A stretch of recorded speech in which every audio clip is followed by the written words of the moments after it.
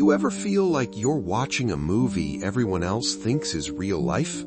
You walk into a room and feel the atmosphere shift. You catch what's not being said.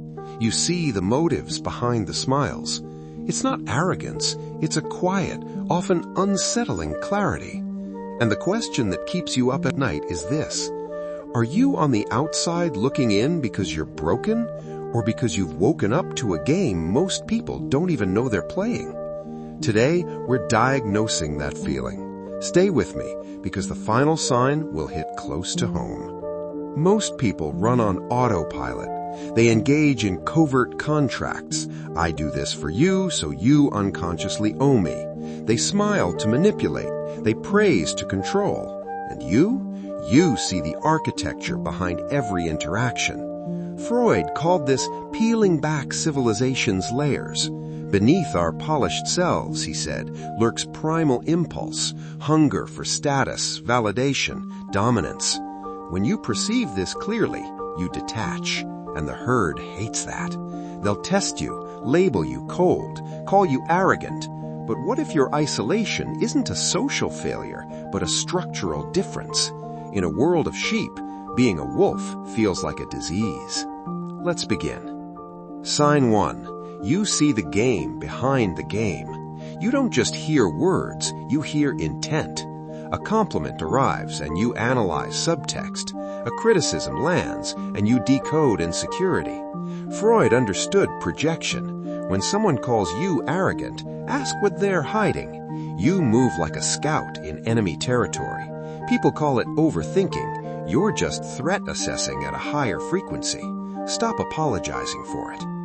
Sign 2. You control emotion under fire. Most people explode. You pause. That pause is power. Freud wrote about repression, burying feelings alive where they control you. You've learned integration. You feel the rage without becoming it. When insulted, you observe your pulse. You don't react. Next time someone provokes you, do nothing for 3 seconds. Watch their discomfort bloom. Emotional regulation signals high status. You're not numb, you're disciplined. Sign 3. Praise lands hollow. Compliments arrive and you feel neutrality. This confuses people. They expect you to glow. But you understand covert contracts. Praise is often bait. Freud explored narcissistic supply, people needing mirrors, not connection. You refuse to be a mirror. You refuse to perform for applause. When you detach from praise, you detach from control. Sign 4. You prefer solitude. Be honest, crowds drain you. Not from shyness, but from constant scanning. You track hierarchy, decode tension, predict shifts. It's cognitive load. Solitude becomes recovery. Freud believed civilization demands repression. You feel that weight in groups, so you withdraw strategically. Lions hunt together, but rest alone. Protect your solitude. Don't let them call it antisocial. Sign 5. You trigger people without trying. You enter quietly, speak calmly, yet tension rises. Why? Your presence creates cognitive dissonance. You don't chase approval. You don't perform submission rituals. Freud knew the unconscious resists exposure. Your composure reflects their insecurity. They project, call you intimidating, cold, intense. But intensity is their confession. Stop shrinking. Stand tall.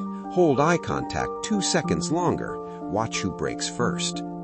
Sign 6. You struggle with authority, the unearned kind. You respect competence, not titles. When authority is weak, you sense it instantly. Freud dismantled illusions of control. Many leaders operate from fragile ego. You detect it and cannot pretend. That's why you're labeled difficult. Rare minds question power structures. When dealing with authority, ask surgical questions. What's the objective? What's the evidence? Stay calm. Expose weakness without aggression. And sign 7, you operate from internal validation. Most need applause. You need alignment. Your standards are self-generated. You don't crowdsource identity. Freud described the superego as internalized authority. Yours is constructed, not borrowed. That construction is painful. You confront shadow, jealousy, ambition, dominance. You integrate it. That creates coherence. Coherence creates power. Ask yourself, if everyone disappeared tomorrow, would you still pursue your goals? If yes, you are internally sovereign. But here's the warning. Rarity without discipline decays into arrogance. Arrogance isolates. Isolation corrodes. You must audit yourself ruthlessly. Where are you reactive? Where do you secretly crave admiration? Write it down. Shadow ignored becomes sabotage. Shadow integrated becomes leverage. If this resonates, subscribe to Mindful Theory. You don't need motivation. You need refinement. In the comments, write, I choose sovereignty. Your rare mind isn't a gift, it's a responsibility. Use it wisely, use it with discipline, and use it with the quiet humility of true power.